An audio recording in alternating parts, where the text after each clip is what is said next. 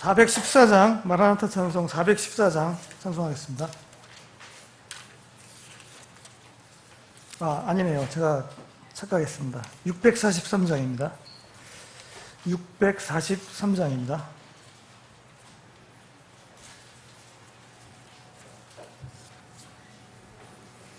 주의 사랑 비칠 때 1절, 2절, 간주 4절 찬송하겠습니다.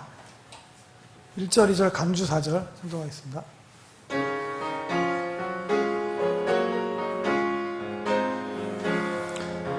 주의 사랑 비칠 때의 기쁨 오네. 근심 걱정 물러가고 기쁨 오네.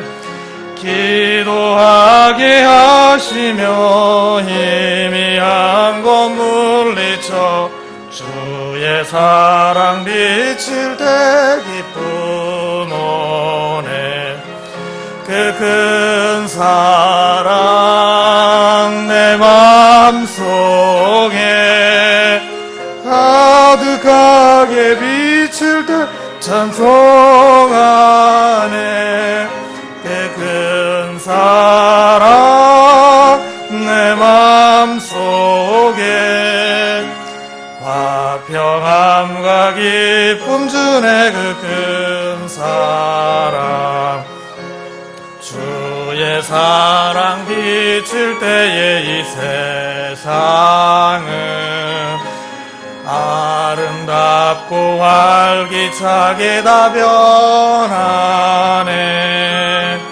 화평 중에 내 영혼 영광스런 새 생명 다시 찾게 되었네. 그 큰 사랑 그 큰 사랑 내 맘속에 가득하게 비칠 때 찬송하네. 그 큰 사랑 내 맘속에 화평함과 기쁨 주네. 그 큰 사랑 간주하겠습니다.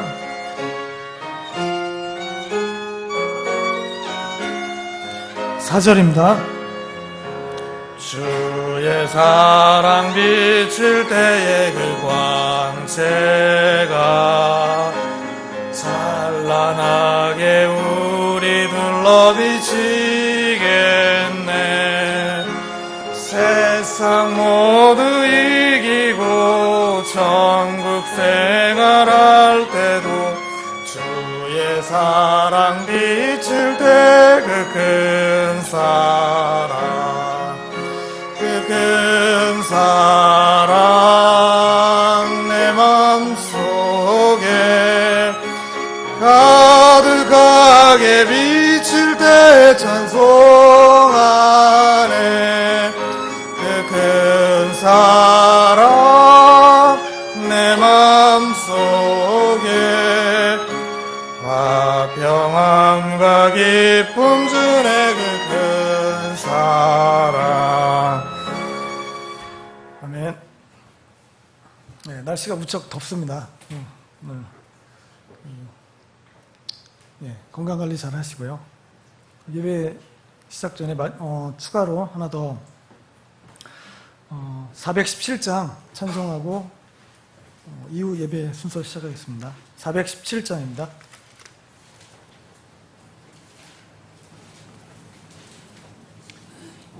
제가 또 잘못 불러드렸습니다. 577장입니다. 제가 원래 찬송가로 이거 찾았다가 바꾸느라고 헷갈렸는데 577장입니다. 577장 1절, 2절, 간주 3절 찬송하겠습니다. 577장입니다.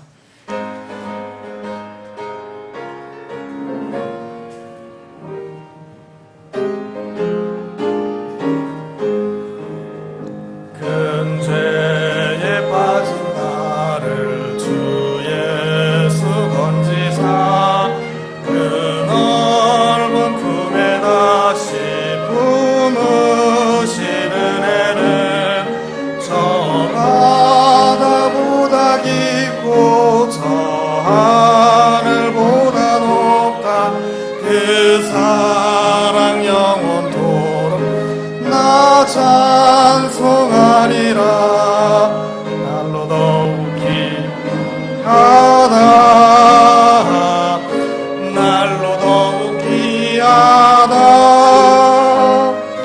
한이 없이 넓은 우리 주의 사랑 날로 더욱 귀하다. 옛날에 유대 땅에 주 예수 다닐 때 그 은혜 받으려고 금물이 모였네. 눈먼 자 병든 자를 다 고쳐주셨으니 나 같은 죄인까지 그 은혜 받도다. 더욱 귀하다. 날로 더욱 귀하다. 한이 없이 넓은 우리 주의 사랑 날로 더욱 귀하다. 간주하고 3절 하겠습니다.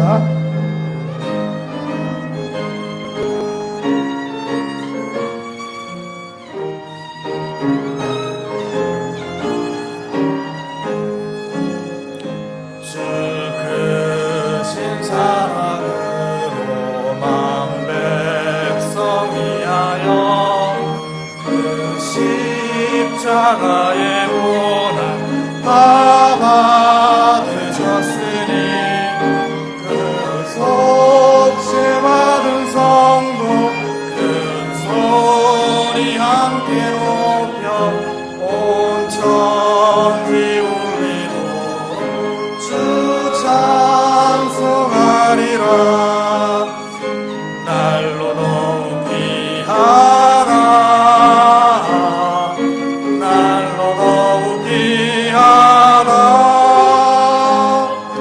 한이 없이 넓은 우리 주의 사랑 날로 더욱 귀하다. 아멘.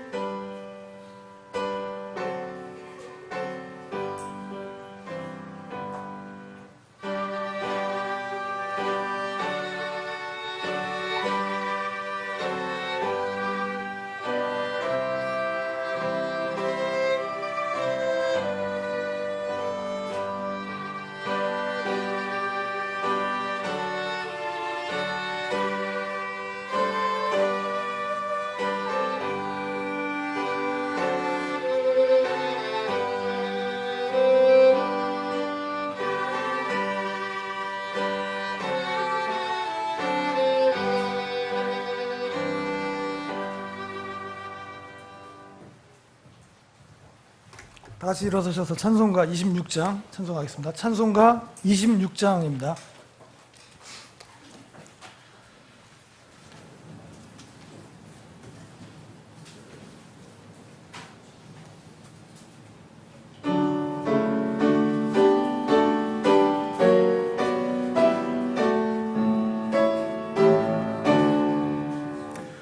만유의 주 앞에 다 경배하여라. 감사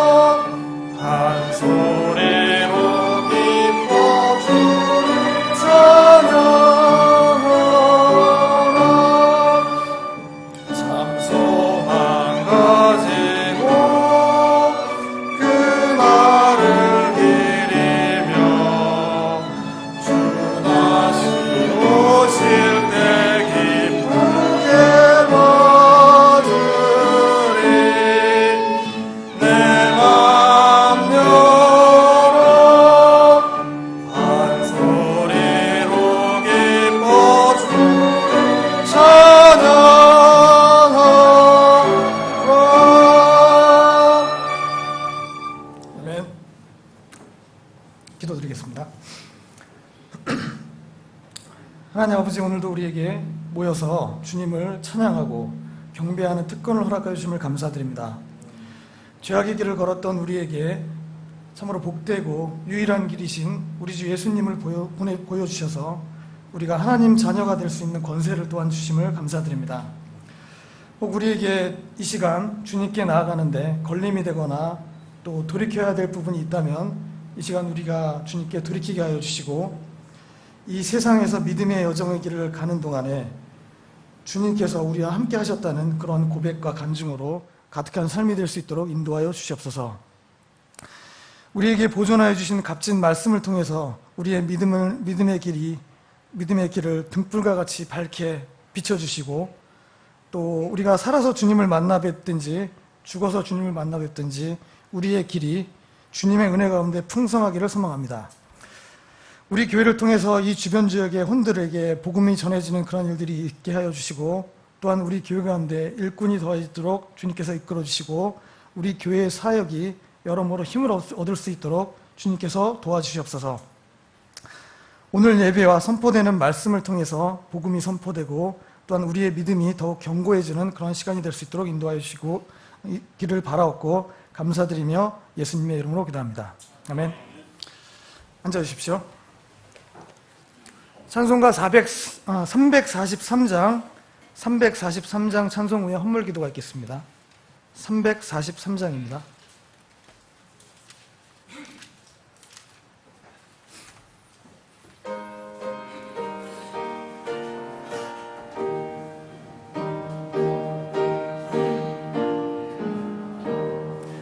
울어도 못하네 눈물 많이 흘려도 겁을 얻게 못하고 죄를 씻지 못하니 울어도 못하네 십자가에 달려서 예수 고난 보셨네 나를 구원하시니 예수밖에 없네 힘써도 못하네 말과 뜻과 행실이 깨끗하고 착해도 하신하게 못하니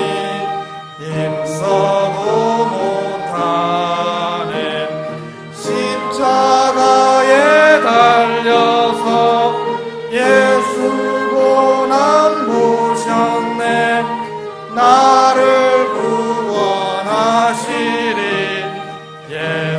예수밖에 없네 참아도 못하네 할 수 없는 죄인이 흉한 죄에 빠져서 어찌하니 죽을까 참아도 못하네 십자가에 달려서 예수 고난 보셨네 나를 구원하시니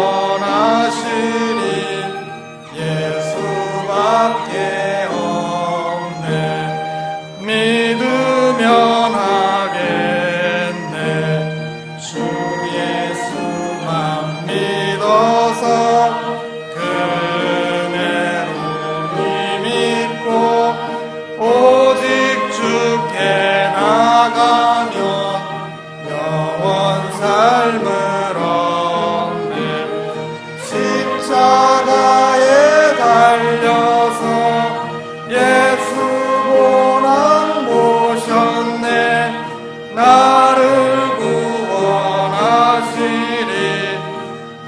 예수밖에 없네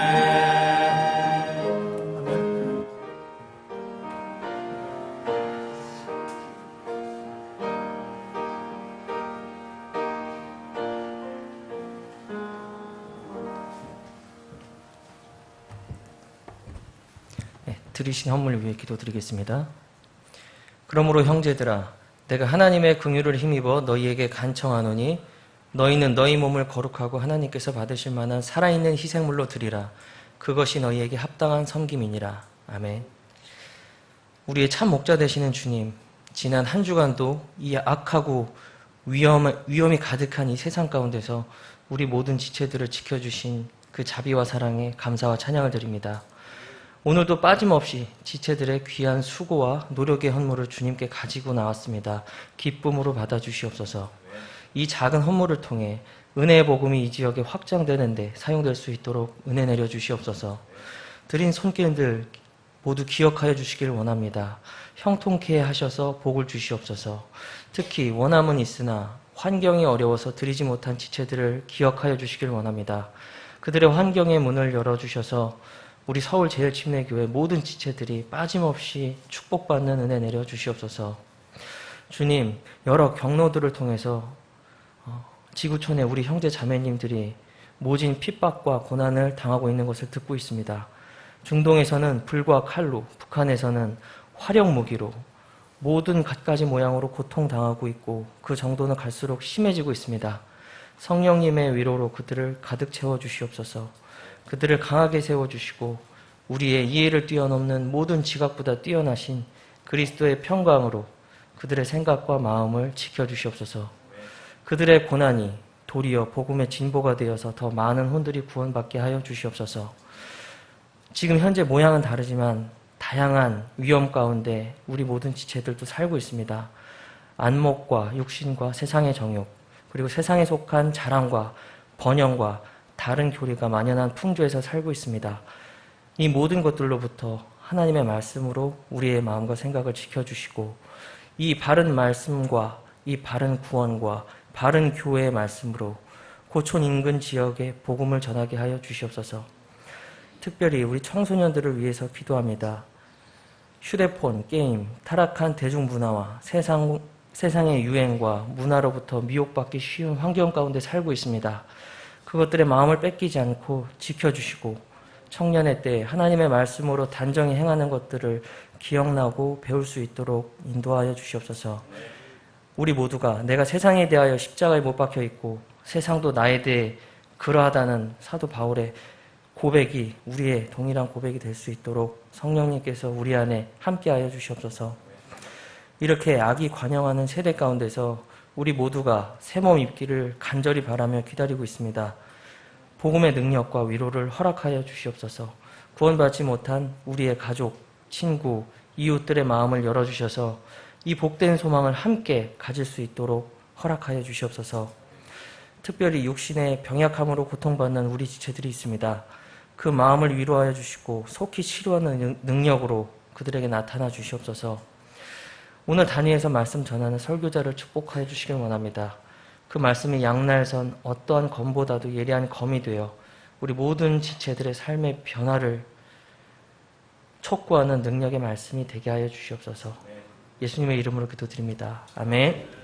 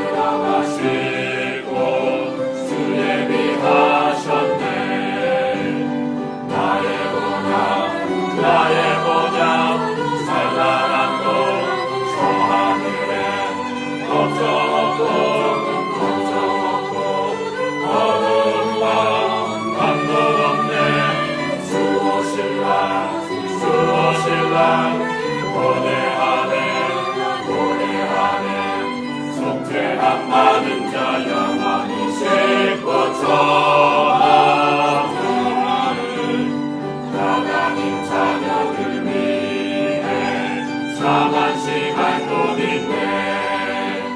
슬픔과 탄식 없으며 모든 짐 벗겼네. 나의 본향 찬란하고 저 하늘에 걱정 없고 어두움과 밤도 없네. 주오실날 고대하네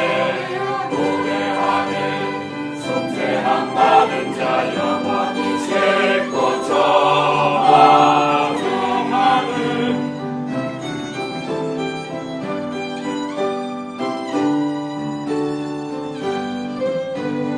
이 세상 것에 끝나고 주님의 왕국 올 때 주 앞에 들림을 받아 함께 다스리리. 나의 본향 찬란한 곳 저 하늘에 걱정 없고 어두움과 밤도 없네. 주 오실 날 고대하네 속죄함 받은 자 영원히 쇠고 정하는.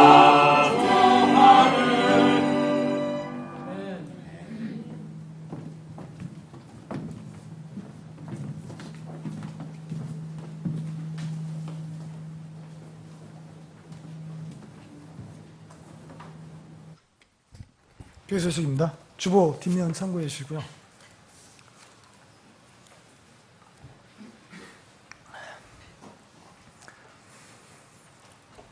네, 우리 교회 복음 사역을 위해서 또 김포와 서울 강서 공항 지역 등 인근 지역의 혼들이 더해지도록 전도와 기도에 힘써 주시기를 부탁드립니다. 동시에 교회 일꾼, 특히 사무원과 전임 사역자 그리고 어린이 교육 담당자를 확보를 위해서 기도 부탁드립니다. 그리고 교사가 확보되는 대로 어린이 주일학교는 다시 열 계획입니다. 다음 주일은 7월 첫째 주입니다. 그래서 오후에는 다음 주에 이제 오후에는 주님의 만찬이 있고 오후 예배 후에 주변 지역 구령 시간이 있겠습니다. 이번 주 화요일 6월 28일은 우리 교회에서 목회자 성경 독해 모임이 있습니다. 공적 성경 사역의 순조로운 출범을 위해서 기도해 주시기 바랍니다. 2016년 상반기 성경암송대회가 2주 앞으로 다가왔습니다. 7월 10일이고요. 복되고 유익한 행사가 될 수 있도록 미리 준비해 주시기 부탁드립니다. 금년도 여름 수련회는 리모델링이 된 김포 청룡회관에서 개최됩니다. 8월 1일에서 3일까지니까 일정 조정하셔서 참여 부탁드리고 모든 지체들에게 영적인 수련이 되는 복된 시간이 되기를 바랍니다. 그리고 오늘 저녁 5시에는 인천 마라나타 침례교회에서 목회자 김서원 형제님 목회자 안수 예배가 있습니다. 헌신하는 사역자들이 많이 나오고 전국 곳곳에 바른 교회들이 세워지도록 기도 부탁드립니다. 6월 넷째 주 성경 암송 구절은 요한복음 8장 31절에 32절입니다. 다 같이 봉독하겠습니다. 이에 예수님께서 자기를 믿은 그 유대인들에게 이르시되 너희가 내 말에 거하면 참으로 내 제자가 되고 또 너희가 진리를 알지니 진리가 너희를 자유케 하리라 하시니라. 요한복음 8장 31절 32절 말씀. 아멘.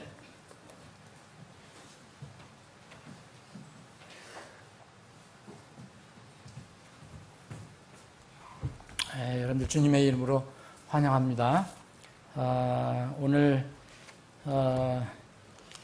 반가운 얼굴이 있는데 그동안 한 1년 미국에서 연수를 하고 이렇게 오늘 이제 연수를 마치고 돌아왔어요. 예언자매 한번 일어나 볼래? 네, 좀 격려하겠습니다. 네. 가서 공부를 했으니까 공부한 거 잘 활용해야 돼. 청년의 활동도 잘 하고, 청년 활동 잘 하고. 그리고 지금 광고 드렸는데 여름 수련회가 여기 김포와 강화 바로 그 경계에 있어요. 장소가. 그래서 그 좋은 시설에서 우리가 2박 3일 동안 하는데 여러분들이 그 신청을 해주셔야 돼요. 그래서 그 몇 명인지 파악이 돼야 됩니다. 그래서 최종적으로 방을 몇 개를 구할 것인가. 그래서 그냥 신청 안 해놓고 그냥 그때 가서 방을 구할 수는 없어요. 미리 예약을 해야 되니까. 그래서 뒤에 지금 임성환 집사님이 그 신청서 명단을 이렇게 기록을 해놨어요. 여러분들이 원하시는 분들은 거기에다가 기록을 해주시면 참고를 할 겁니다. 이게 빨리 이렇게 결정을 해주셔야 돼요. 수 정확하게. 그래야지 최종적으로 그 방을 얼마나 규모를 확보할 것인가를 결정할 수가 있습니다. 다음 주에는 아마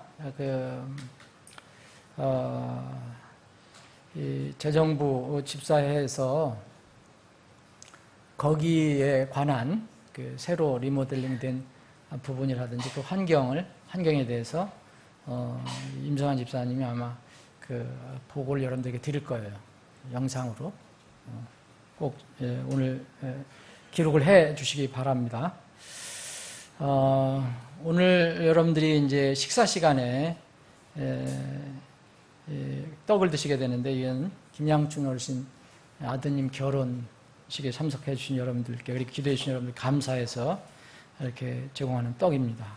맛있게 드시고 또 오늘 제가 3시 예배가 다 끝나면 바로 인천으로 가야 됩니다. 그래서 오늘 그 안수 예배 말씀을 전해야 되는데 여러분들 기도를 해 주시기 바랍니다.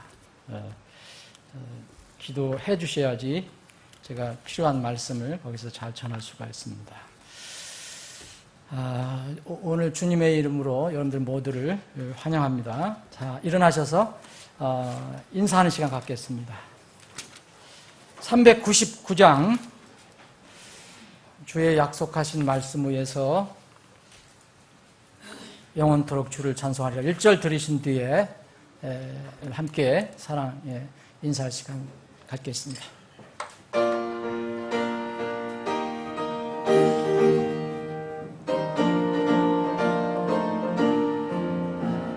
주의 약속하신 말씀 위에서 영원토록 주를 찬송하리라.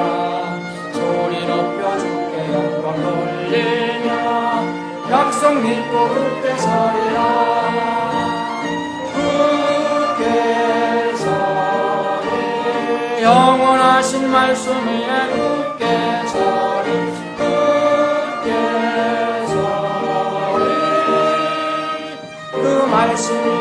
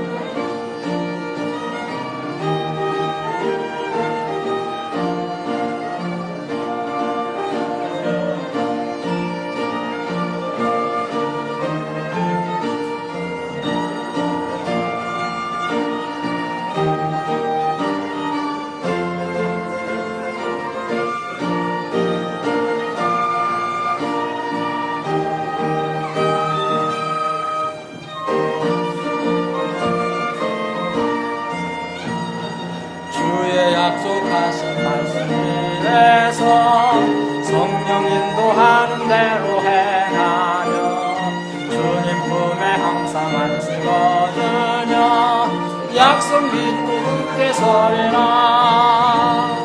굳게 서리 영원하신 말씀 위에 굳게 서리 굳게 서리 그 말씀 위에 굳게 서리라. 아멘.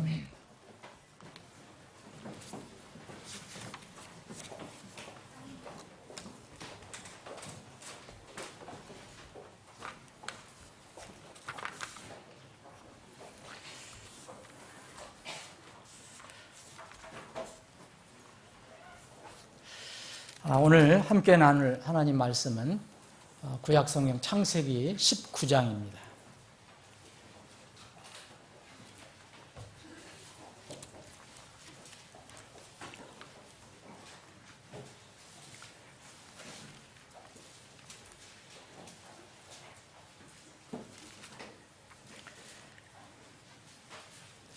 창세기 19장 1절부터 쭉 살펴봐야 되는데 오늘 뒷부분에만 제가 봉독을 하고 말씀 나누면서 찾아올 분 찾아보겠습니다. 23절부터 26절까지입니다. 창세기 19장 23절부터 26절까지 여러분들 다 찾으셨습니까? 함께 4절이니까 함께 봉독합니다. 여러분들이 가지고 계신 성경 그대로 읽으시면 되겠습니다. 시작합니다. 롯이 소알에 들어갈 때에 해가 땅 위에 솟았더라.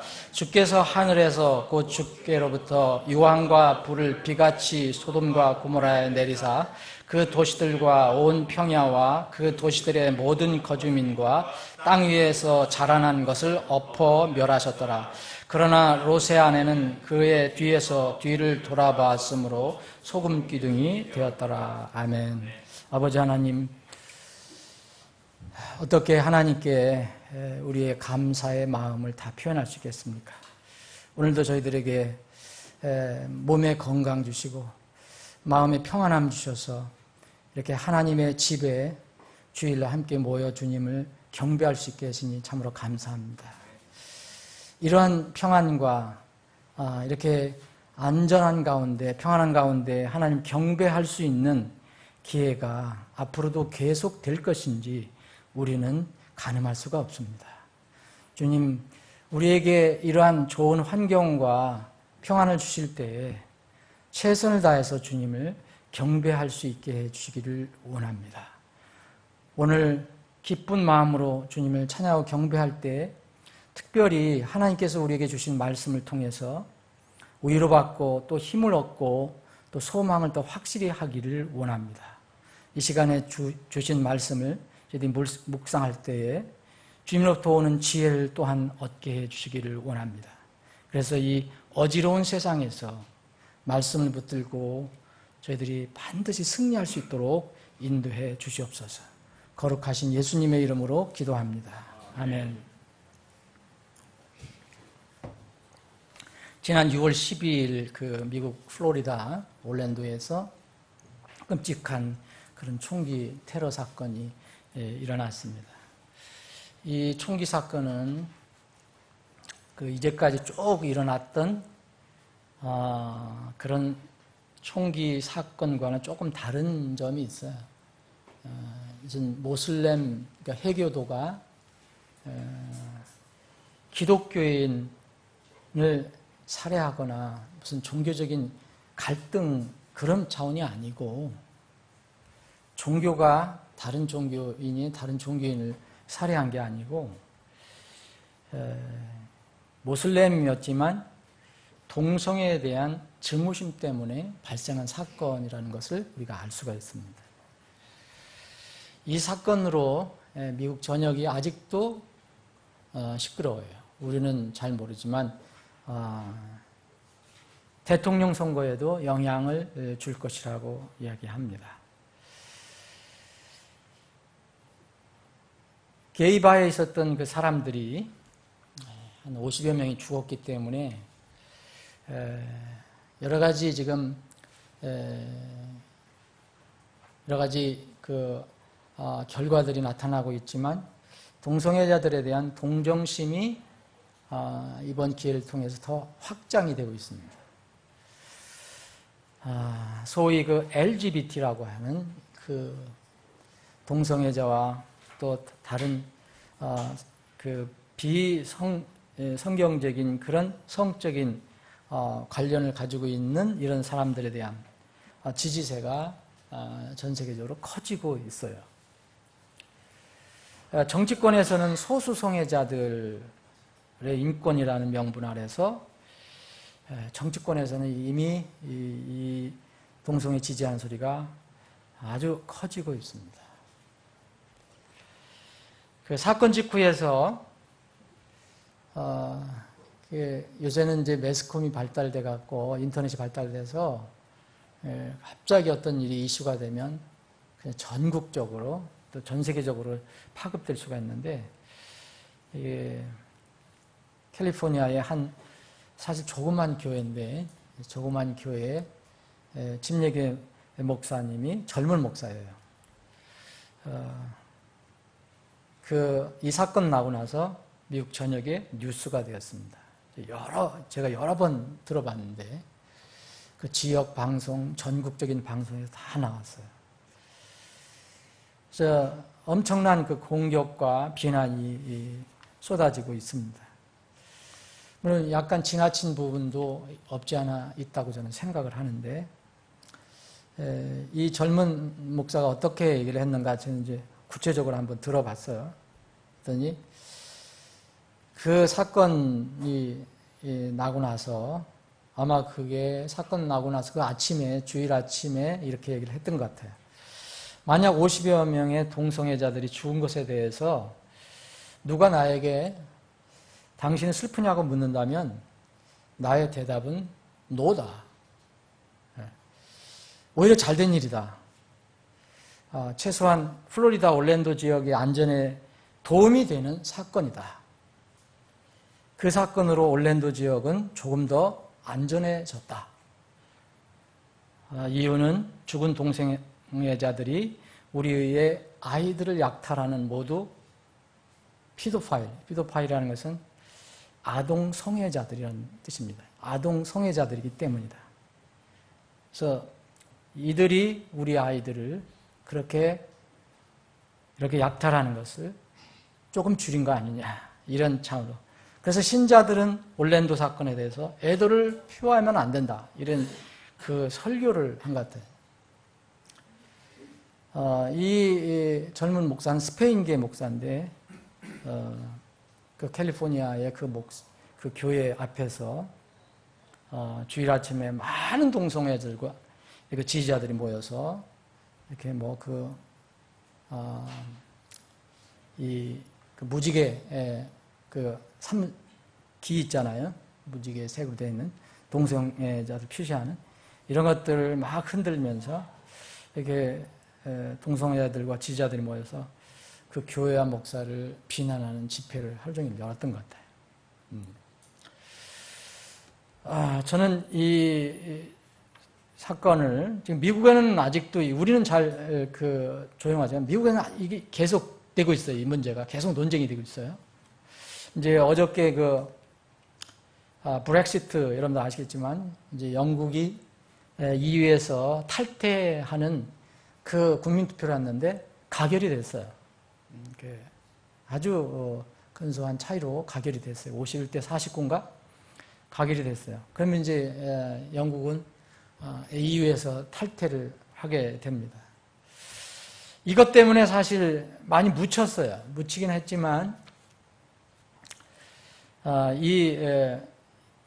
지난번 올랜도에서 사건 났던 것은 사실은 이건 금방 해결이 될 것이 아닙니다.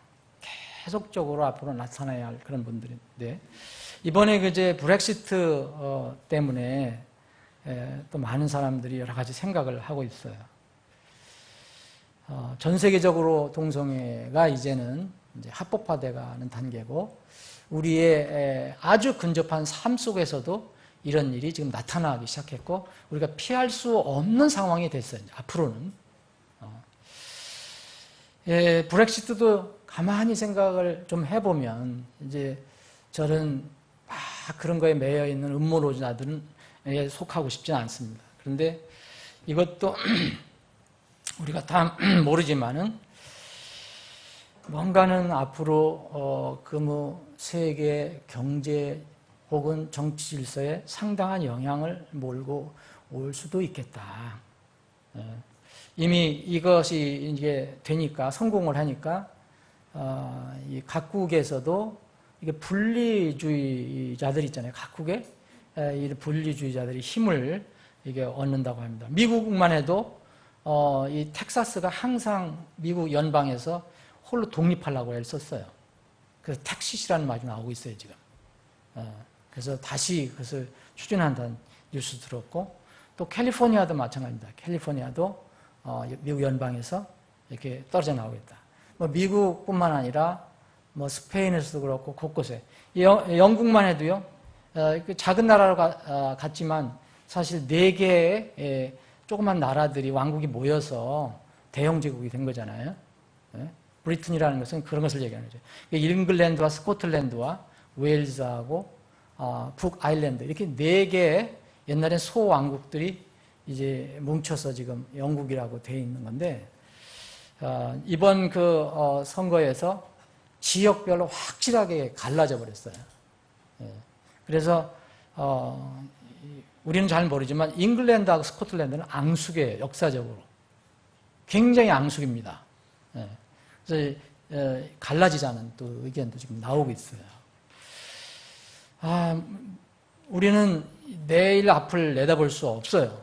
하나님만 하실 수 있는 건데 세계의 전망이 어떻게 될 것인가.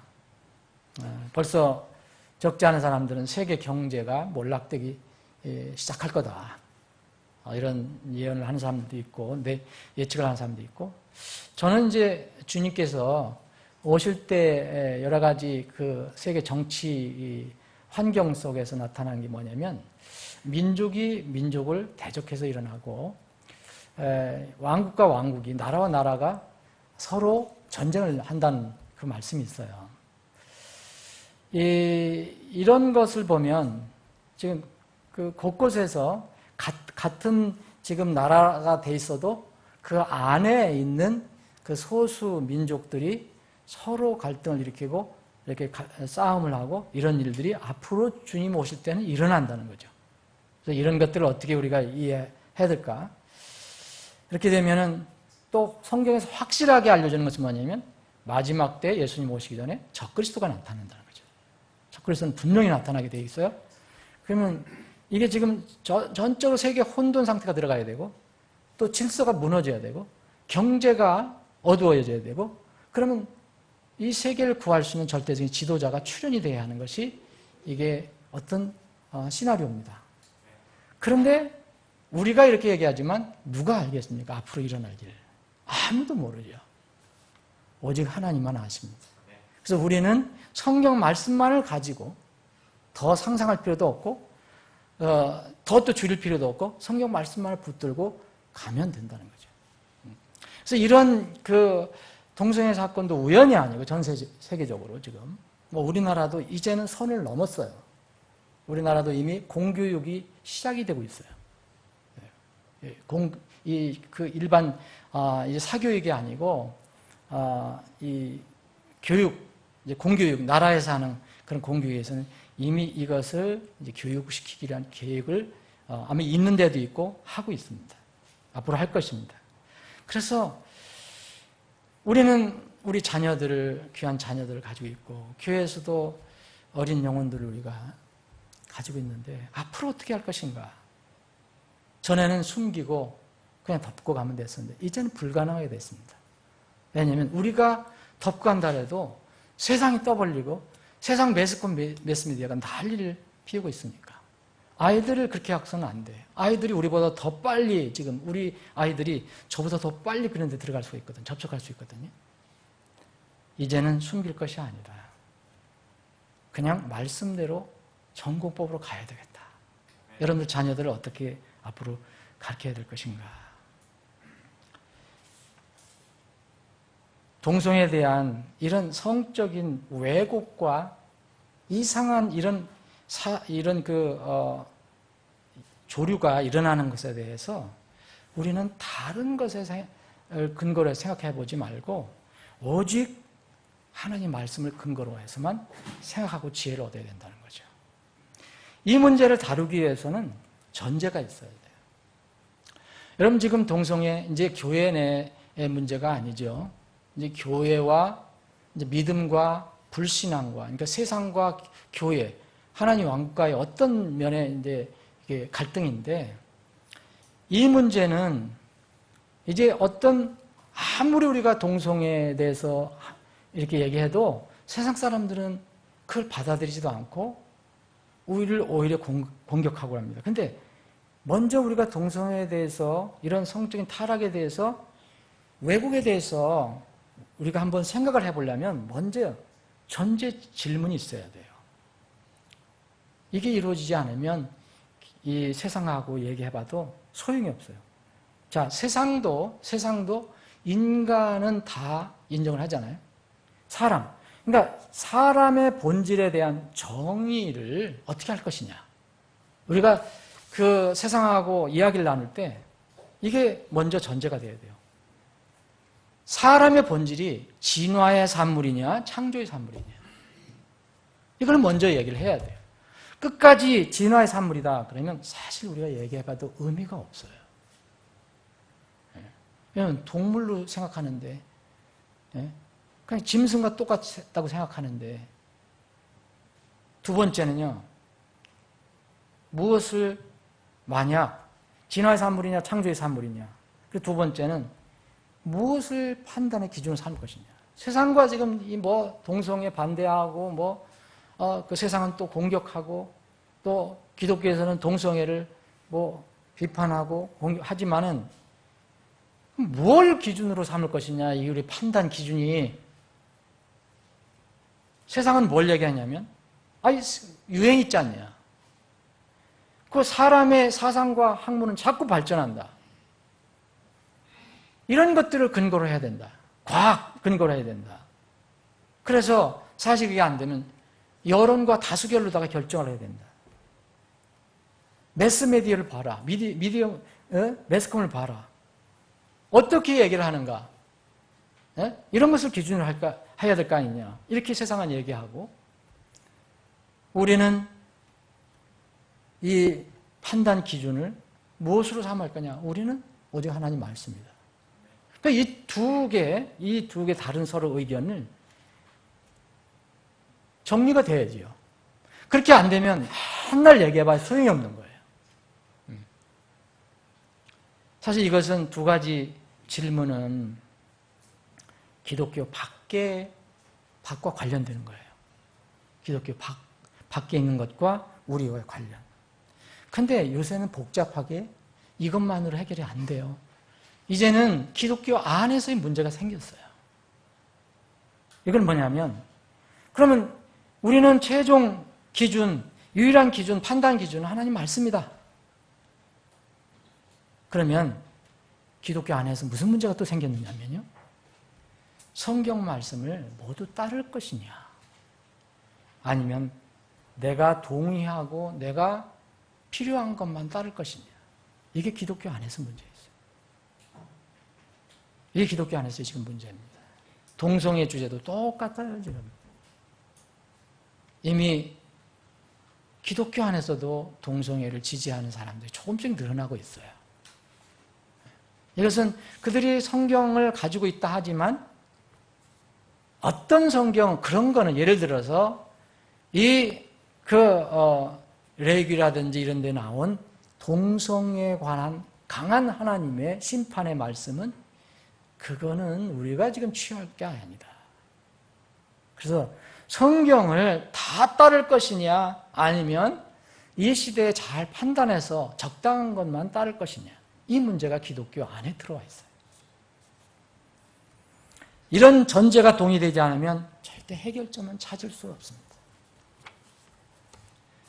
우리가 그거에 대해서 그건 옳지 않다고 분명히 목소리를 높여야 하지만 우리가 가서 데모한다고 그들이 회개하고 돌아오지 않아요. 말씀을 믿지 않기 때문에. 판단 기준이 다르기 때문에. 오히려 이렇게 되면요, 갈등과 또 증오만 증폭하게 됩니다. 사실 세상에 대한 염려보다도 우리 자신들에 대한 염려를 더 가져야 돼요. 앞으로는 우리 자녀들을 어떻게 키울 건가? 나는 앞으로 일이 일어날 때 나는 어떤 태도를 취할 것인가? 분명히 그 미국에 있는 그 젊은 목사님이 지나치게 이야기한 부분도 있지만, 목사도 실수도 할 수 있는 거잖아요. 만약 제가 그런 생각이 들었어요. 그런 일이 어느 교회에서, 지역교회에서 일어났다 하면 과연 성도들이 어떻게 반응을 할까? 많은 사람들이 이렇게 거리를 두려고 할 겁니다. 뭐 조용히 지내지 뭐. 근데 그 교회가 꼭 잘했다는 건 아닙니다. 근데 보니까 그날 이 교회에 이 어려움을 당하고 막 데모로 해서 동성애자들이 와서 데모하고 막 그럴 때 오히려 그 교회는요, 그 교회 내가 어떤 교회인지 잘 몰라요. 수요일 날 더 많이 모였고요. 그 다음 주에는 훨씬 더 많이 모였대요. 그래서 그 소식을 듣고 참 격려가 됐습니다.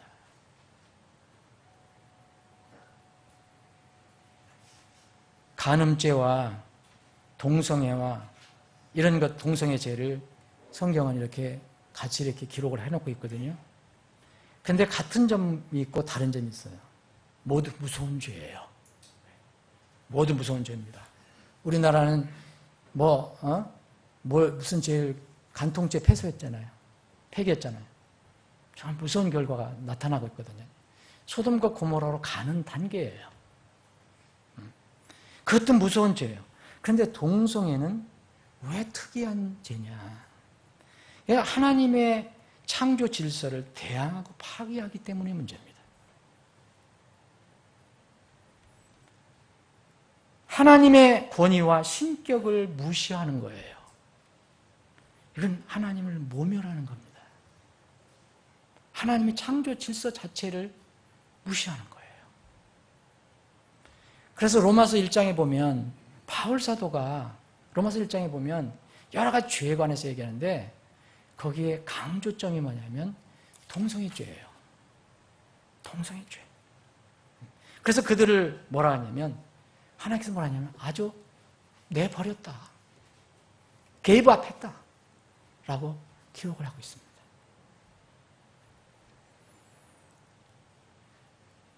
아담의 자손은 누구나 다 죄성이 있어요. 본성적으로 다 우리는 죄성이 있어요. 이거 부인하는 사람들도 이상한 사람들이에요. 그럼 본인이 하나님이라고 생각하는 사람이겠죠. 그런데 왜 이런 본성적인 죄보다 이게 무서운 거냐면 창조의 원리를 거스르는 그런 반자연적인 죄이기 때문에 그래요. 그래서 거기에 로마서 1장 27절에 보면 보응이 있다고 그랬어요. 하나님이 보응을 하겠다. 그리고 32절에 보면 죽어야 마땅하다고 얘기하고 있습니다. 사실 그 여러 가지 죄가 쭉 나와 있지만 로마서 그 뒷부분에 사실은 그게 앞에 동성애를 하는 사람들에 관련된 거예요. 연결이 된 겁니다. 그럼 한번 보겠습니다. 로마서 1장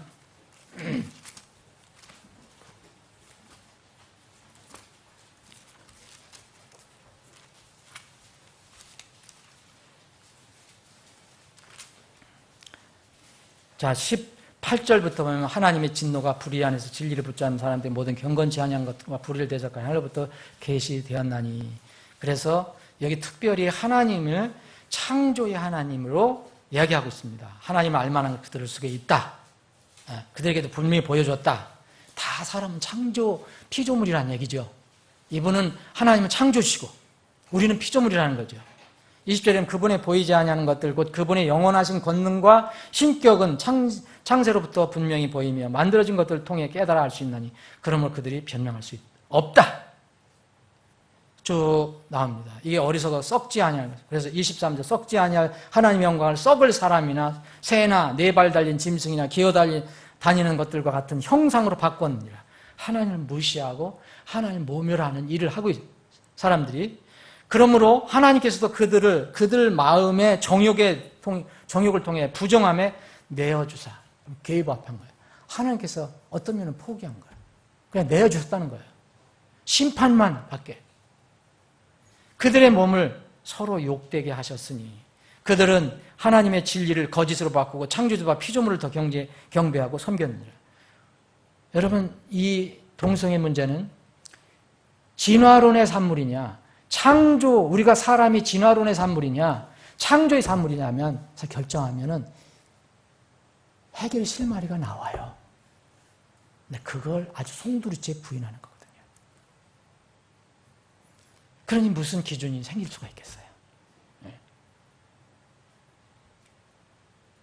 24절, 그러므로 25절, 그럼 그들은 하나님의 진리를 거짓으로 바꾸고 창조주와 피조물을 더 경배하고 섬기나 그분은 영원히 찬송받으실 분이시다. 아멘. 이러한 까닭에 하나님께서 그들을 수치스러운 애정에 내어주셨으니, 수치스러운 애정이라는 게 바로 이 시대의 문란한 성적인 관계잖아요. 특히 동성애. 이게 이 진화론을 믿고 하나님을 인정하지 않으니까 결국은 이런 사람들을 수치스러운 애정에 주님께서 내주셨다고 했어요. gave up 혹은 over. 심지어 그들의 여자들도 본래대로 쓸 것을 본성에 어긋나는 것으로 바꾸었으며, 하나님께 세우신 자연 질서가 있는데 창조 질서, 그거를 어긋나고 이상한 짓들을 하는 거예요. 남자들도 이와 같이 본래대로 여자 쓰기를 버리고 서로를 향해 욕정이 부릴 듯하여 남자가 남자와 더불어 보기 흉한 짓을 행함으로 자기 잘못에 합당한 보응을 자기 속에 받았느니라. 사실 이거는요, 무서운 심판을 가지고 있는 거거든요. 가지고 있다고 그랬잖아요. 보응. 또한 그들이 자기 지식 속에 하나님 두기를 싫어하며 하나님께서도 그들을 버림받은 생각에 내어주사. 버림받다. 합당하지 못한 일들을 행하게 하셨으니. 그래서 이런 사람들, 이런 이상한 행동을 하는 사람들이 29절, 30절 이런 사람들이 다 이거 죄에 관하지만 이런 사람들이 다 이런 죄도 저지른다는 거예요. 이런 죄도.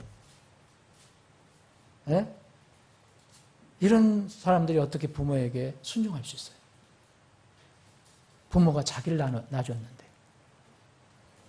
그래서 31절 이런 자다. 그리고 32절에 그들이 이러한 일들을 행하는 자들은 죽어야 마땅하다는 하나님의 심판 알고도 같은 일들을 행할 뿐 아니라 그런 일들을 행하는 자들을 기뻐하느니라. 요새 이런 거 하는 거, 이 지지하는 세력들이 많이 나오는 거예요. 그게 분명히 죽어야 마땅하다는 것을 하나의 심판 알고도 같은 일을 행할 뿐 아니라 그런 일을 행하는 자들을 기뻐한다 이거예요.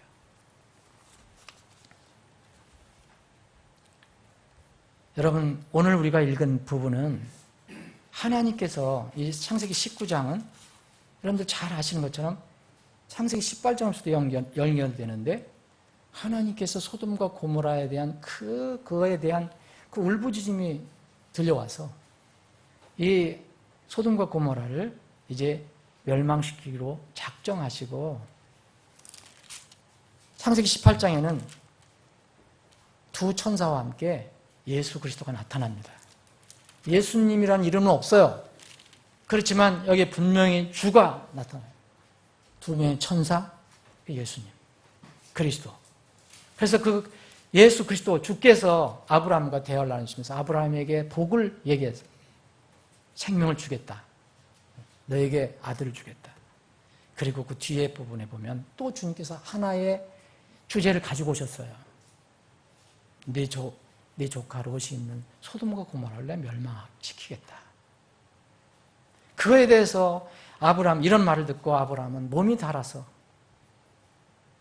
자기 조카가 살고 있는 소돔과 고모라가 불로 멸망되면 안 되니까, 그래서 어떻게든지 이 주님의 마음을 움직여 보려고, 거기에 뭐 의인들이 50명 있어도 주님께서 심판하시겠느냐, 45명, 40명, 30명, 20명, 10명, 나중에는 하나님 뜻대로 되시기를 원하고 이제 그만두지요. 그게 18장이에요. 19장은 주님은 빠지시고 이제 두 천사가 소돔 땅에 직접 나타난 겁니다. 소돔 땅에는 누가 살고 있어요? 아브라함이 살지 않습니다. 롯이 삽니다. 롯이 여기에 19장 1절 보면 이 두 천사가 소돔에 이르는 걸 롯이 자기 문 앞에 앉아 있다가 그 두 사람을 보고 대접을 하려고 합니다. 뭐 느낌이 있었는지 모르죠. 꼭 우리 집에서 이렇게 이걸 하시라고. 그래서 이 천사들은 간절히 이렇게 이야기하니까 이 롯의 집에 가서 묵습니다. 음식도 대접받습니다. 그런데 문제가 생겼어요. 그 밤에. 소돔에 살고 있던 모든 사람들이 이상한 외부의 사람, 남자가 두 사람 나타났다. 근데 롯의 집에 들어갔다. 이게 다 알려져 갖고 여기 성경에 보면 여기 4절에 보면 19장 4절에 보면 이제 이 천사들이 눈다 그랬는데 사람 모양으로 나타났기 때문에 그 도시의 남자들, 곧 소돔의 남자들이 즉 늙은이든 젊은이들 사방에서 나온 모든 사람들이 그 집을 에워서 여기 주의하실 게 뭐냐면 늙은이든 젊은이든이에요. 나이 든 사람뿐만 아니에요. 젊은이들. 이 사람들이 집을 에워싸고 롯을 부르고 네 밤에 네 집에 있는데 우리에게 넘겨라. 우리가 안다. 우리가 알겠다. 안다는 건 성적 관계를 얘기하는 거예요. 그래서 제발 이러지 말라. 롯도 엄청나게 이런 곳에 살고 있으니까 판단력이 떨어져 갖고 엉뚱한 짓을 하죠. 자기 딸을 내주겠다 얘기하고요. 근데 결국은 이 사람들 그게 원하는 게 아니거든요. 그래서 이 소돔에 있는 사람들, 남자들이 젊은이나 늙은 사람이나 다 우격다짐으로 이 천사들 공격하려고 이 관계를 맺으려 하다가 천사들이 눈을 멀게 하잖아요. 눈을 멀게 하죠. 그것이 바로 앞에 있는 부분입니다. 그리고 결론은 이 두 천사가 롯과 그리고 그 두 딸과 또 아내를 이제 피신시켜 그렇게 또 요구를 해서 요청을 해서 피신하는 그런 장면이 그 앞에 나옵니다.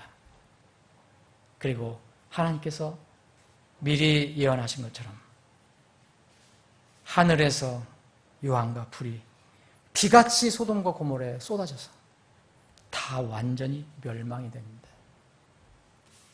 거의 다 나왔던 롯의 아내는 거기에 대한 미련이 남아서 뒤를 돌아보다가 이렇게 소금기둥이 됩니다.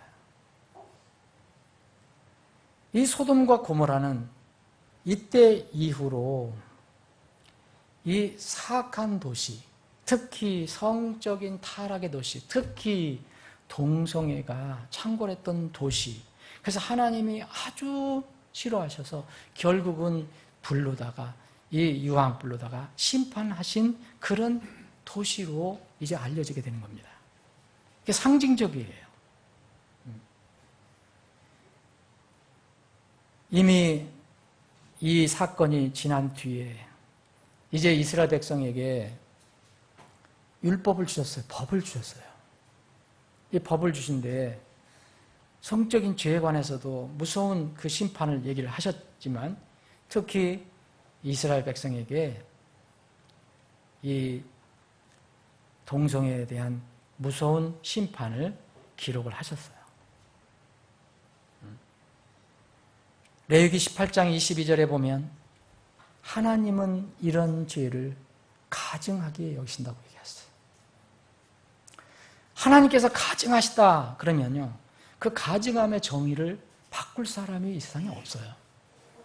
이 세상의 최고의 소수 인권론자, 최고의 인권 변호사라도 그 정의는 못 바꾸는 겁니다. 하나님이 가증하시다. 그럼 그 가증한 거예요. 그러면 우리는 할 것이 뭐냐? 가증함을 피해야 되는 거죠. 레위기 20장을 한번 보겠습니다. 레위기 20장.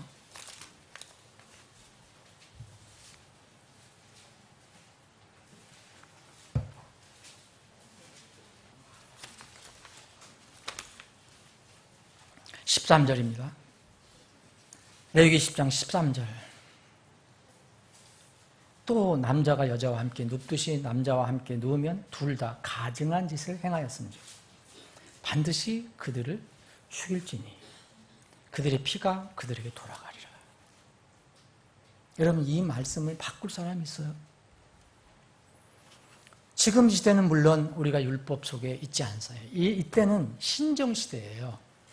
이건 이스라엘 민족이 준 게 아니에요.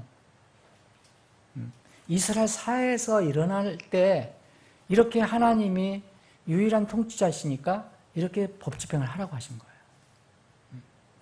이교도의 원래 풍속이에요. 이게 이스라엘 안으로 들어온 거예요. 그래서 이스라엘 사람에게 이 법을 주신 거예요. 레위기 18장에 거기에 있는 그것도 바로 그런 이유 때문에 주신 거예요. 18장 22절도. 거기는 가증하다고 그랬잖아요. 너는 여자와 함께 눕는 것 같이 남자와 함께 눕지 마라. 그것은 가증하니라. 근데 20장 13절에는 더 나아가서 너희들 이스라엘 사이에서는 죽여라. 그렇게 된 거예요. 지금 우리가 그것을 얘기할 수는 없죠. 여러분 뭐 죄 짓는다고 다 그렇게 집행할 수 있습니까? 근데 신정사에서는 그렇게 가능했어요. 그래서 간음했던 여인이 붙잡혀서 어떻게 했습니까? 예수님께서 죄는 다 인정했어요. 예수님이 부인하지 않았어요. 저 여인이 죄를 졌다는 걸 인정하셨어요. 그런데 그럼 죄 없는 자가 먼저 돌을 쳐라 그랬어요. 근데 돌을 맞아서 죽어야 할 죄였어요, 간음죄. 이스라엘 백성 안에서는. 예수님이 부인하시지 않으셨어요. 그런데 누구든지 죄가 없거든 쳐라 그랬어요. 마음에 간음죄를 지고 있었던 그 바리새인들이 다 도망가죠. 그래서 주님께서 살려주시잖아요. 더 이상 죄를 짓지 마라. 내가 널 용서한다. 하나님께서 이게 정의하신 이 가증한 정의를 아무도 바꿀 수 없어요. 하나님의 법을 바꿀 수 있는 사람은 없어요. 이 시대에 기가 막힌 법무부 장관이나 기가 막힌 최고 인권 변호사도 불가능해요. 성경적으로. 이런 것이 하나님의 다스리는 그 이스라엘 안에 이렇게 들어왔다는 거예요. 열왕기하 한번 보겠습니다. 열왕기하. 여러분, 이건 우리 바깥에 있는 얘기만 아니에요. 이제는 교회 안에서도 일어날 수 있는 일입니다. 열왕기하 23장입니다.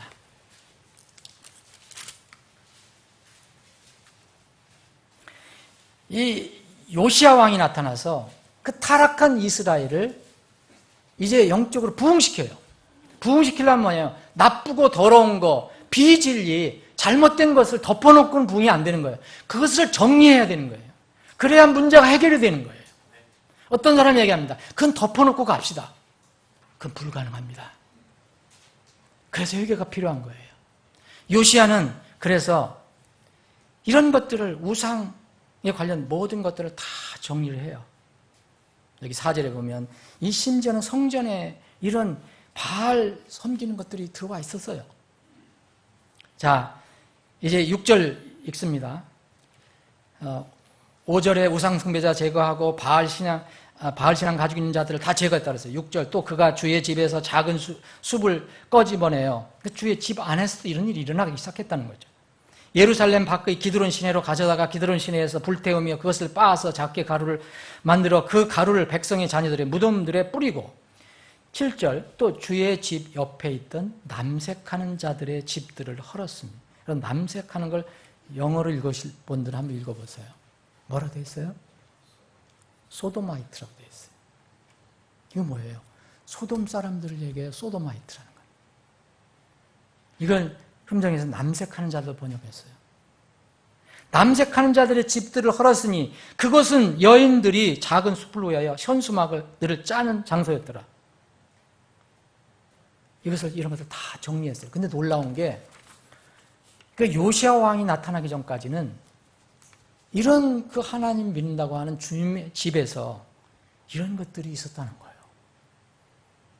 남색하는 자들이 모여있는 집이 있었어요. 여러분, 이런 것이 이 시대에는 있을까요? 없을까요? 성경적인 침례교회와 일부 소수의 교단을 외에는요, 이미 대부분의 기독교 교파, 교단 안에 이미 공식적으로 동성애자 교회 입교를 받아주고 있어요. 와서 방문하는 거, 구원받으려고 하는 거, 그거는 막을 수가 없는 거죠. 그런데 여전히 그걸 버리지 않고 있는 그런 사람들을 이제 회원으로 다 받아들이고 있어요. 더구나 더 놀라운 것은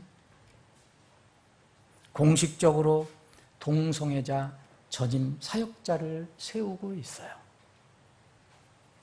아주 근본적인 성경적인 침례교회 외에는 다 지금 거의 그렇게 하고 있어요.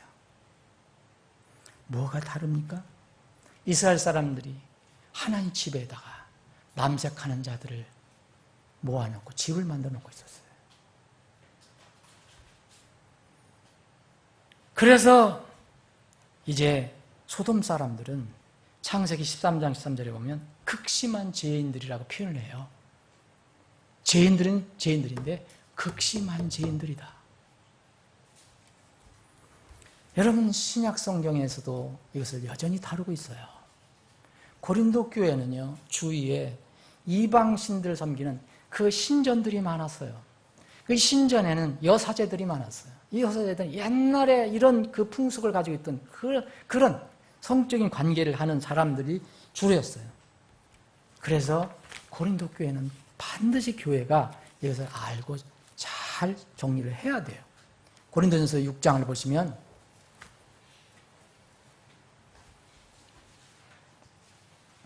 (6장 9절) 보면 불의한 자가 하나님의 왕국을 상속받지 못할 줄을 너희가 알지 못하느냐?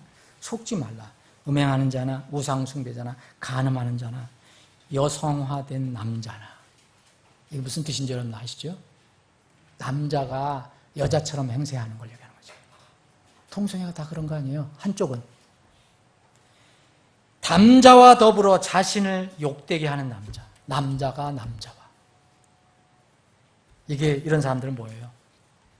하나님 왕국을 상속받지 못하죠. 고린도 교회에도 이런 것들이 들어왔어요. 아니면 최소한도 주위에 그런 게 있었어요. 그러면 이 시대 목회에 이게 관련이 없는가? 우리는 동성애하고는 그 이야기하지도 말고 신경 쓰지 말자. 그럴까요?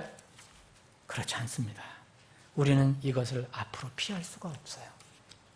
디모데전서 1장을 한번 보세요. 바울 사도가 디모데에게 정말 주의해서 너 목회하라. 그래서 알려준 그 편지예요. 디모데전서 1장에 보면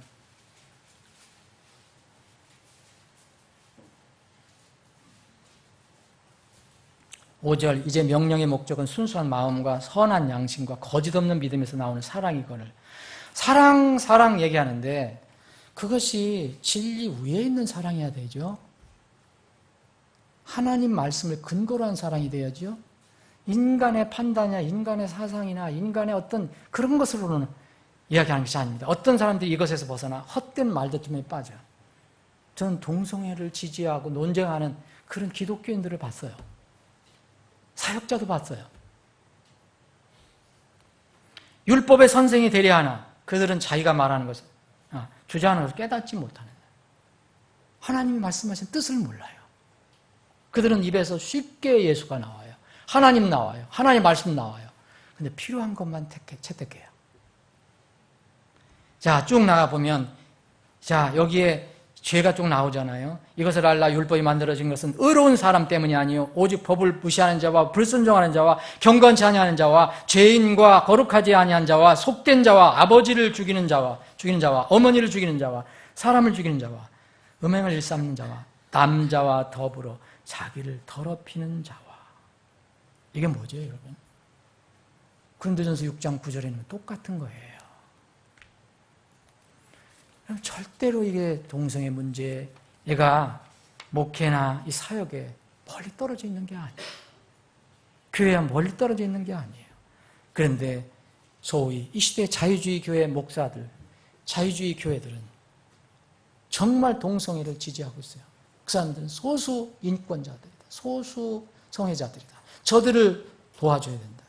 하나님께서 저런 약한 사람들을 도와야 한다고 얘기한다. 다 하나님 얘기를 해요. 하나님은 증오한다 그랬고,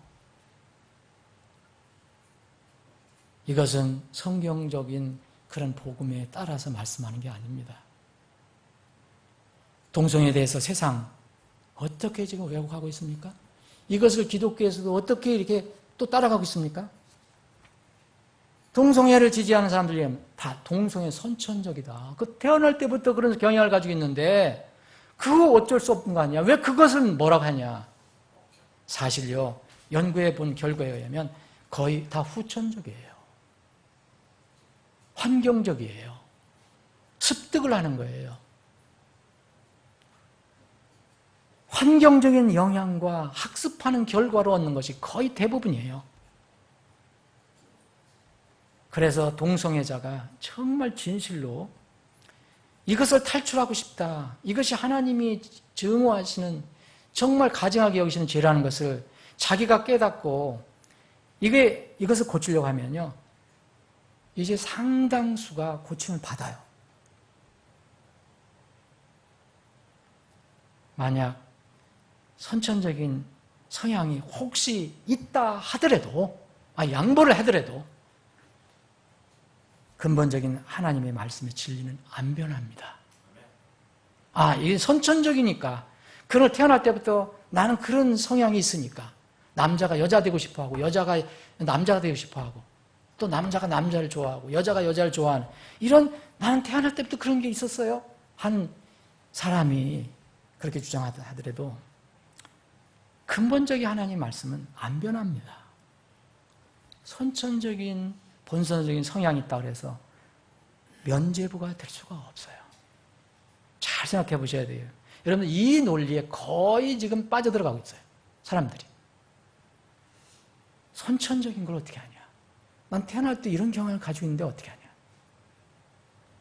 사랑하는 여러분, 그래서 성경은, 정말 성경 말씀은 위대하고 성경 말씀은 우리에게 정말 소망을 줘요.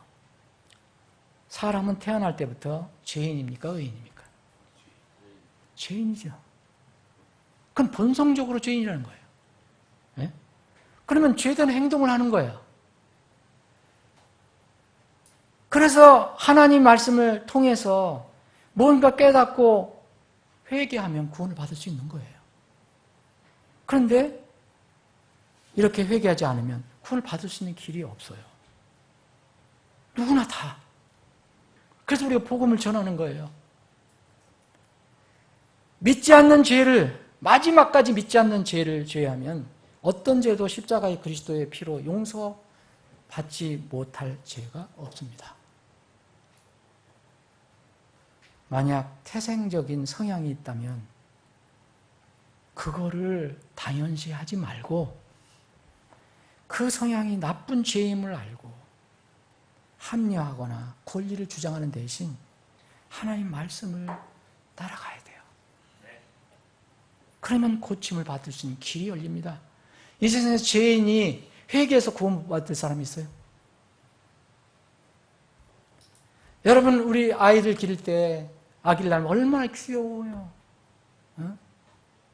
정말 지금 우리 교회 지금 마지막, 최근에 제일 어린 아기가 누구예요? 봄이잖아요, 봄이. 봄은 귀엽잖아요. 보세요, 얼마나 귀여운가. 덩치도 크고 예쁘고. 귀엽지 않은 아이가 있어요? 근데 천진난만하지 않은 아이가 어디 있습니까? 이 세상에. 근데 아무리 귀엽고 순진한 아이라도요, 자라봐요. 서서 자라요. 아무도 가르쳐주지도 않는데 이상한 짓 해요. 떼써요. 울어요. 욕심 부려요. 그리고 자기 것도 아닌데 자기 것으로 가져가 버려요. 누가 가르쳐줬습니까? 어린아이가 후천적으로 배우지 않은 것이라 태생적이기 때문에 인정해야 한다면 이 세상에는 질서는 없는 거예요. 다 본성적으로 태어났으니까. 어린이 할 때는 가만히 있다가 20살 돼서 30살 돼서 갑자기 도둑질하는 얘기가 생겼나요? 그게 아니잖아요. 누구든지 다 태어날 때부터 그런 악한 본성을 가지고 온다는 거죠. 그래서 그거를 다스리기 위해서 교육하고 훈련시키고 하는 게 말씀이 필요하다는 거죠. 이것을 개인의 인권이라고 얘기하는 게 이게 문제라는 거예요. 아니 사람은 모두 이런 본성적인 죄를 짓는데 누가 가르쳐주지도 않아도 짓는데 그거를 개인의 인권이라고 얘기하면 앞으로 어떻게 되겠어요? 여러분 어떤 아주 악한 사람이 이 성적인 죄를 지잖아요. 성폭행하고 그래요. 근데 요새는 인권주의잖아요. 성폭행한 사람 인권을 위해서 그 사람 보호해줘야 된다 그래요. 근데 성폭행 당한 사람들에 대해서는 일절 얘기 안 해요. 세상 참으로 불공평해요. 뭔가 뒤틀어졌어요. 여러분 이렇게 본성적으로 나쁜 짓, 죄를 개인의 인권이라고 보호할 것입니까? 아니면 가르쳐주고 고쳐줘야 할 것입니까? 여러분 만약 본성적인 것을 모두 인권이라고 인정하면요 우리 사회는 곧 멸망됩니다. 그래서 동성애가 전 세계를 휩쓸면 그때는 멸망의 때예요. 하나님 본래의 계획이 틀어지는 거잖아요. 그게 가능합니까? 앞으로 만약 그렇다면 사회학 막을 길 없어요. 소돔과 고모라 같이. 동성결혼이 대세가 된다면 사람이 대가 끊어지고 짐승이 울거릴 거예요. 그죠? 사람은 안 늘어나니까 이제. 동성애의 행위 절대로 우리는 지지해서는 안 됩니다. 동성애자는 우리가 불쌍히 여길 수 있어요. 구원의 대상이니까. 그러나 그들이 하는 것을 절대로 하나님 말씀을 근거로 해서 무슨 지지하거나 인정해서는 안 됩니다. 위에서 기도할 수 있어요. 앞으로 전망과 대비가 있어요. 여러분 미국 정신의학협회에서는 동성애를 정신질환으로 분류했어요. 분명하게 이건 병이다. 그런데 정신질환의 목록에서 삭제해버렸어요. 이거는 병이 아니라는 거예요. 개인의 성향이라는 거예요. 여러분 이제는 그래서 모든 세상에서 모든 세계에서 다 동성 간의 결혼이 거의 다 합법화되어 가고 있습니다. 유럽엔 대부분, 미국에도 여러분 아시죠? 작년 6월에 미국 연방대법원에서 최종 판결을 냈어요. 한국에서도 아직 법제화는 안 됐지만 인권위원회 법에서 동성애자에 대한 차별을 금지하는 조항이 있어요. 우리가 이것이 왜 무서우냐 하면요. 그 아동 성추행이 지금 급속도로 증가하고 있는데 이게 동성애와 많은 관련이 있다는 거예요. 이게 큰 문제입니다. 지금 이번 사건이 나고 나서요. 동성애 합법화, 동성결혼 합법화는 이미 나온 얘기고 소아성애자들, 어린아이들에게 못쓸지를 하는 사람들을 권리를 인정하라는 소리가 지금 커지고 있어요. 인권이라는 이름으로 해요. 이건 사실입니다. 여러분들 찾아보세요. 인터넷 찾아보시면 나와요. 그야말로 멸망 직전의 소돔과 고모라예요. 하나님은 공의로우신 분입니다. 하나님이 얼마나 참고 계실지 저는 모르겠어요. 인간은 욕심이 끝이 없어요. 교만이 끝이 없어요. 이제는 우리 힘으로 동성애 결혼 막을 수 없어요.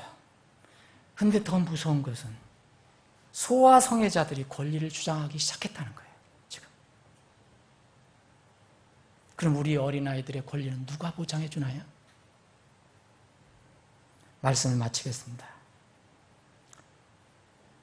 여러분 마지막 때 여러 징조 중에서 움직일 수 없는 것 바로 하나가 있어요. 여러 가지 마지막 때, 여러분 진짜 우리가 마지막 때에 산다. 이걸 정말 잊지 말아야 할 게 있어요. 그게 여러 가지 중에 하나가 이 사건이에요. 동성애예요. 창조 질서에 대한 하나님에 대한 대항이거든요. 그러면 소돔과 고모라를 여러분 떠올리셔야 돼요. 천사들을 대적해갖고 그렇게 악한 짓을 하려고 했잖아요. 그 다음 최절정에 올랐다가 다음 어떻게 됐죠? 하늘에서 불과 유황이 비처럼 쏟아져서 다 멸망됐습니다. 사랑하는 여러분, 영적으로 극한 시대예요. 정말 사악한 시대예요. 여러분들 거기에 지금 살고 있어요. 여러분들과 나는 이 세상에서 지금 어떻게 살아갈 것인가? 무엇을 하고 살아가야 할 것인가? 누구를 위해 살아가야 할 것인가? 사랑하는 여러분, 나는 지금 어디를 향해 가고 있는가? 나는 무엇을 하고 지금 살고 있는가? 스스로 자문해야 할 때입니다. 정말 이건 현실입니다. 때는 우리가 알 수 없지만 하나님은 지금 심판의 때를 기다리고 계세요. 기도하시겠습니다.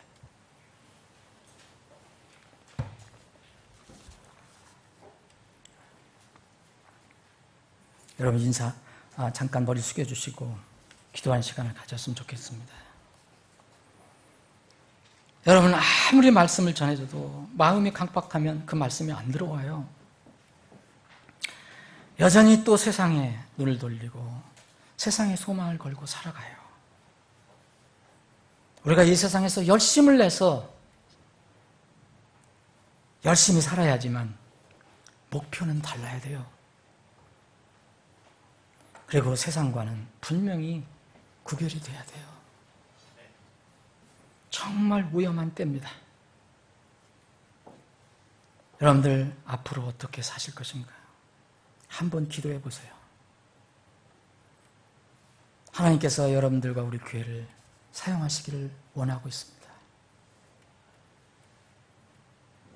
분명히 예수님께서 말씀하셨어요.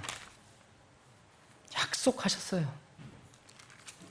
예수님이 오실 때는 분명히 롯의 시대라고 했대요.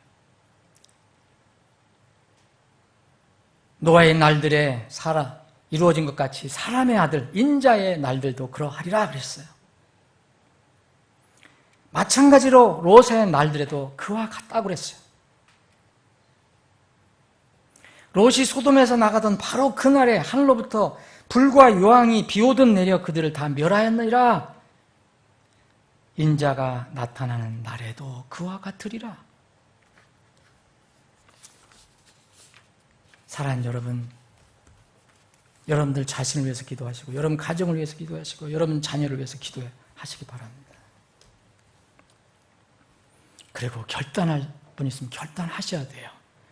믿음이 미지근하면 안 됩니다. 믿음이 세상을 향해 있으면 안 됩니다. 세상에서 발을 딛고 살되 주님을 바라보고 살아가야 돼요. 그래야 안전합니다. 주님, 오늘도 말씀을 주시면 감사합니다. 세상을 바라보면 정말 소망이 없습니다. 그러나 저희들은 말씀이 있습니다. 말씀 속에 놀라운 소망이 들어있습니다. 밝고 밝은 그 영원한 소망이 그 안에 들어있습니다. 저희들이 그 소망을 붙들고 나아갑니다. 저희들을 도와주시고 이 마지막 위험한 때 저희들이 분별력을 갖고 살아갈 수 있도록 도와주시옵소서. 오직 예수, 오직 믿음으로, 오직 말씀만 붙들고 나아가게 하여 주옵소서. 거룩하신 예수님의 이름으로 기도합니다. 아멘.